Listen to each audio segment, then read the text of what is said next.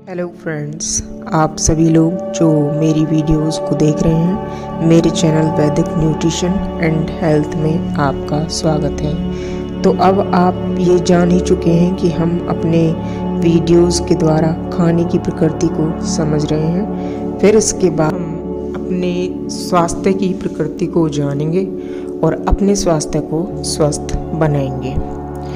अभी तक हमने कार्बोज पर चर्चा की है, अब हम जल की प्रकृति को जानेंगे। तो आइए आगे बढ़ते हैं। जीवन के लिए जल बहुत जरूरी है। कोई भी जीव बिना भोजन करे रह सकता है, लेकिन बिना पानी के जीवित नहीं रह सकता। यह भोजन में अधिक मात्रा में पाए जाने वाला तत्व है। यह दो तत्वों से मिलकर बना है, ऑक्सीजन तथा हाइड्रोजन। यह ऑक्सीजन और हाइड्रोजन के 2:1 पर बना हुआ है। हाइड्रोजन के 2 परमाणु और ऑक्सीजन के 1 परमाणु पर।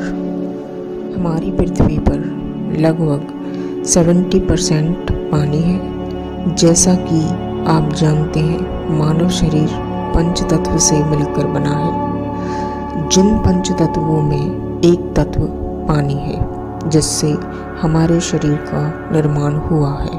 मानव शरीर में एक वयस्क मानव के शरीर के भार का 60% पानी है तथा एक औरत के भार का 55% पानी है। इन दोनों से ज़्यादा एक बच्चे के शरीर का भार का 78% पानी होता है। उसी तरह पानी हमारे शरीर के अलग अलग अंगों के लिए भी जरूरी होता है। मानव शरीर के अंगों का निर्माण भी पानी से है।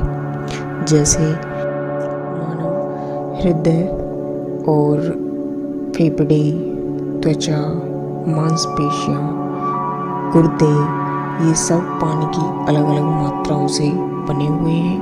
यहाँ तक कि हड्डियों में भी पानी की ज़रूरत होती है कि मानव शरीर में 2 हड्डियों से बनने वाले जॉइंट में एक तरल पदार्थ होता है, जिसमें अधिक मात्रा पानी की होती है।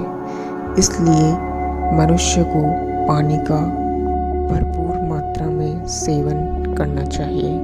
आमतौर पर एक जवान पुरुष को रोजाना लगभग 3 लीटर पानी ज़रूरत होती है और महिला को 2 लीटर पानी की।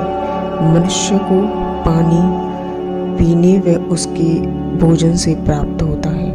हम भोजन में लगभग 30% और पेय पदार्थ में 60% के माध्यम से पानी लेते हैं।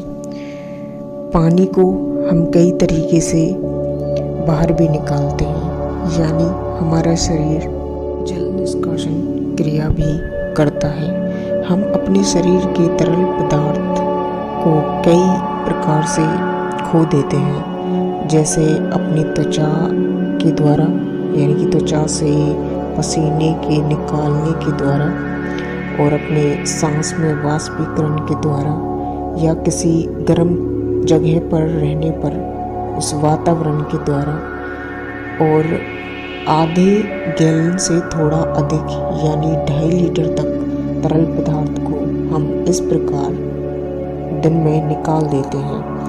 हमें प्यास लगना एक स्वस्थ शरीर का पानी की मांग की ओर संकेत होता है। जल सभी शरीर द्रव्यों जैसे रक्त, लार, पाचक रसों, मल मूत्र तथा पसीने को तरलता प्रदान करता है। जल शरीर की सभी कोशिकाओं को गीला रखता है व उन्हें चारों ओर से घेरे रखता है। लार तथा पाचक रसों में उपस्थित जल भोजन की गति को नियंत्रित रखता है। पाचन क्रिया में जल के स्वरूप में कोई बदलाव नहीं होता तथा इसी रूप में यह शरीर में अवशोषित हो जाता है। जल हमें साधारण जल, कुछ पेय पदार्थ, कुछ खाद्य पदार्थ से प्राप्त होता है। इसी जल में सोडियम तथा पोटेशियम खनिज लवण जैसे पोषक तत्व होते हैं। इसलिए इसे भोजन का रूप भी माना गया है। शरीर के तापमान को नियंत्रित करता है। सामान्य रूप से मानव शरीर का तापमान 98.4 डिग्री फ़ारेनहाइट या 37 डिग्री सेंटीग्रेड होता है। जब कार्बोज वसा प्रोटीन के ज्वलन से ऊर्जा उत्पन्न होती है तो जल उसे सारे शरीर में बांटने का काम करता है। जल की कुछ मात्रा शरीर से वाष्पित होकर शरीर को ठंडा करती है, क्योंकि वाष्पीकरण या इवेपोरेशन में जल कुछ शारीरिक ऊष्मा या हीट का उपयोग करता है। इस प्रकार शरीर की अतिरिक्त गर्मी शरीर से बाहर निकल जाती है और शरीर का तापमान सामान्य बना रहता है। इसलिए शरीर से दिन में इतना काम अवश्य करें कि शरीर से पसीना बाहर निकल जाए और आप स्वस्थ रहें। जल के कुछ तरल स्रोत हैं। जल, चाय, कॉफ़ी, फलों का रस, दूध आदि। ठोस खाद्य पदार्थों में जल उपस्थित है, जैसे पालक, कद्दू, सेब, ककड़ी, गेहूँ, चावल, चने की दाल आदि। पेयजल के उपयोग में सावधानी। जल साफ और कीटाणु रहित हो, उसमें पानी से फैलने वाली बीमारी जैसे अतिसार, दस्त, पेचिश तथा हैजा के जीवाणु नहीं हो। सही स्वास्थ्य के लिए साफ स्वस्थ जल आवश्यक है, वरना आप लोग ये जानते हैं कि जल से होने वाली बहुत बीमारियां हैं, जैसे हैजा, अंग ज्वर, पोलियो जैसी कई बीमारियां। इनके बचाव के लिए भोजन और पीने के पानी को छूने से पहले हाथों को अच्छी तरह साफ करें। वे बच्चों में हाथ साफ करने की आदत डालें। पानी के लीक हुए पाइपों को जल्दी ठीक करें, जिससे कि उनमें कीटाणु पैदा न हो व मच्छर पैदा न हो। बाहरी भोजन से बचें। फल व सब्जियों को बहते पानी के नीचे अच्छी तरह से धोएं। जल से जुड़ी बीमारियों के लिए अलग अलग उपचार की ज़रूरत होती है। इसके लिए खुद ही औषधि का प्रयास न करें। अपने आसपास साफ सफाई रखें। पानी को ढक के रखें, साफ बर्तनों में रखें।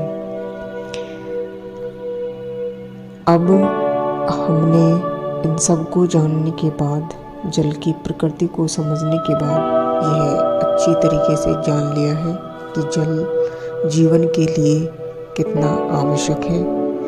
इसलिए जल को वेस्ट न करें। नदी, झील, झरनों, तालाबों में गंदगी न डालें। जल को स्वच्छ बनाएं। और अगर हमारी वीडियोस आपको पसंद आए तो चैनल को लाइक, शेयर और सब्सक्राइब ज़रूर करें।